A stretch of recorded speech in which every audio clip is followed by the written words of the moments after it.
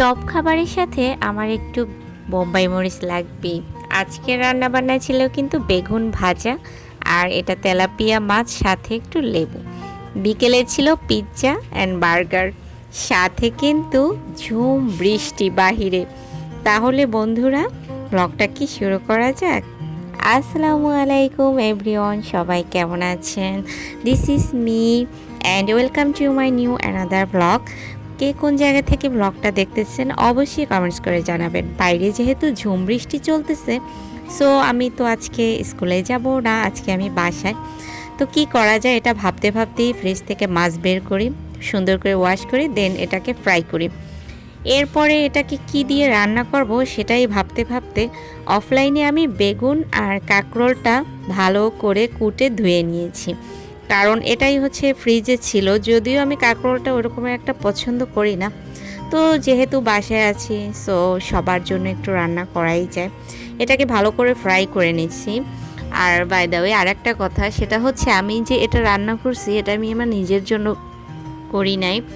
আমি আমার জন্য হচ্ছে লেসটা বেশি করে ভাজা রেখে দিছি, আর সাথে একটু বেগুন ভাজি ওটাও রেখে দিছি। আর এই তরকারিটা হচ্ছে বাসার সবার জন্য রান্না করছিলাম। আর এখান থেকেও আমি অবশ্য ঝোল নিয়ে খাইছি। এই রান্নাটা কিন্তু অনেক বেশি মজা হয়েছে। তো এখানে সব ধরনের মশলা দিয়ে দেন কষাইয়া তারপরে হচ্ছে পানি দিয়ে জিরার মশলা একটু পরে দিব। তো এটাকে হচ্ছে রেখে দিয়েছিলাম। আর এই হচ্ছে আমার ফাইনাল লুক, মানে আমার তরকারি রান্না ডান।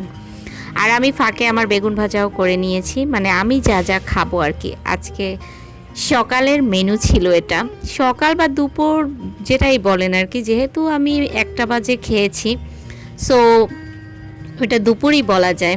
আর এই তো চলছে খাওয়া দাওয়া। বেগুন ভাজা কিন্তু অনেক বেশি মজা। আর যাদের একটু অ্যালার্জির প্রবলেম আছে তাদের জন্য হচ্ছে একটু মানে এড়াই চলাই ভালো, যদিও আমারও আছে, কিন্তু তারপরও এত ঢক করে খেতে পারবো না বাপু। আমার হাঁড়িতে যে তেল ছিল সরিষার তেল দিয়ে যেহেতু আমি ভেজেছি, আমি ওই হাঁড়িতেই খাওয়া দাওয়া শুরু করে দিয়েছি। এরপর বিকেলে একটু রেস্ট নিয়ে দেন দেখতেছি যে আম্মু আমাদের জন্য, 2 বোনের জন্য, রাইসার জন্য হচ্ছে বার্গার নিয়ে আসছে আর আমার জন্য হচ্ছে পিৎজা নিয়ে আসছে।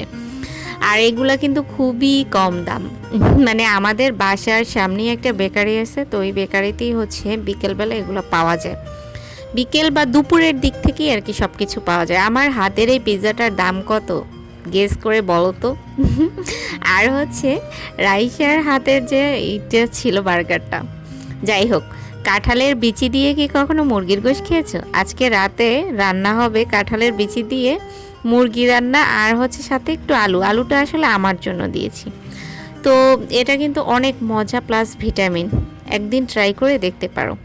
যাই হোক, বগর বগর করতে করতে একদম সকাল টু সন্ধ্যা পর্যন্ত যা যা করলাম সবই শেয়ার করে ফেললাম। আর কোন ক্লিপগুলো ভালো লেগেছে অবশ্যই কিন্তু জানাবে। তো নেক্সট একটা ব্লগে অবশ্যই আবার দেখা হয়ে যাবে। যারা আমার ব্লগে নতুন তারা অবশ্যই পেজটা ফলো দিয়ে পাশে থাকে। সবাই ভালো থাকো, সুস্থ থাকো, আর আল্লাহ হাফেজ।